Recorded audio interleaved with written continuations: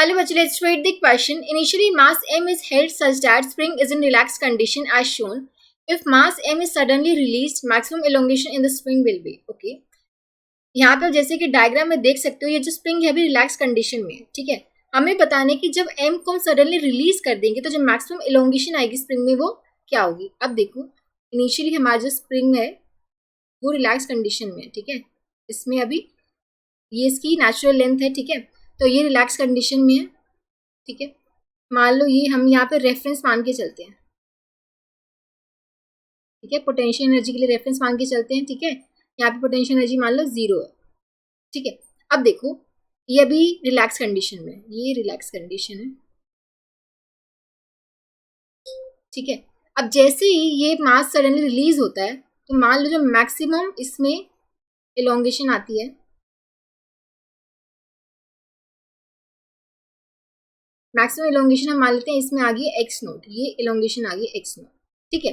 अब देखो मान लो ये जो पहले ब्लॉक, ये जो मास m था ये कितनी हाइट पे था, h हाइट पे था, ठीक है. अब इसकी हाइट कितनी हो जाएगी ग्राउंड से, that would be h minus x not, ठीक है. अब देखो यहाँ पे हम क्या लगा सकते हैं, मैकेनिकल एनर्जी कंजर्वेशन लगा सकते हैं, ठीक है.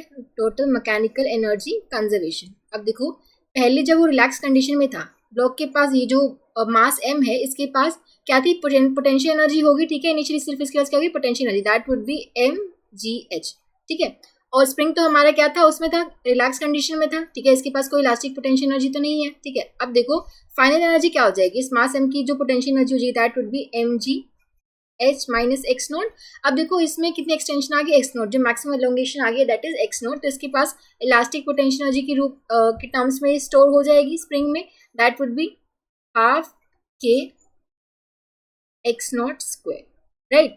अब देखो यहाँ से ये आ जाएगा mgh, इसको ओपन करोगे तो mgh minus mgx note plus half के एक्स नोट का स्क्वायर.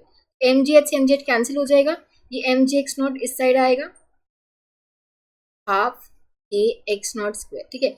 यहाँ से हम देख सकते हैं एक एक्स नोट तो कैंसिल हो जाएगा, ठीक है. तो यहाँ से जो एक्स नोट की वैल्यू आ जाएगी दैट वुड बी 2mg/k, ठीक है. एक एक्स नोट कैंसिल हो गया, एक एक्स नोट बचेगा, तो एक्स नोट की वैल्यू यहाँ से क्या आ जाएगी, ये देखो ये बचेगा mg इक्वल्स टू हाफ के एक्स नोट बचेगा. तो एक्स नोट की वैल्यू क्या आ जाएगी 2mg/k, ठीक है. सो हमें मैक्सिमम एलोंगेशन यानी कि एक्स नोट की वैल्यू फाइंड आउट करनी थी, दैट वुड बी 2mg/k, जो कि हम देख सकते हैं ऑप्शन बी में गिवन है. Option B would be the correct choice.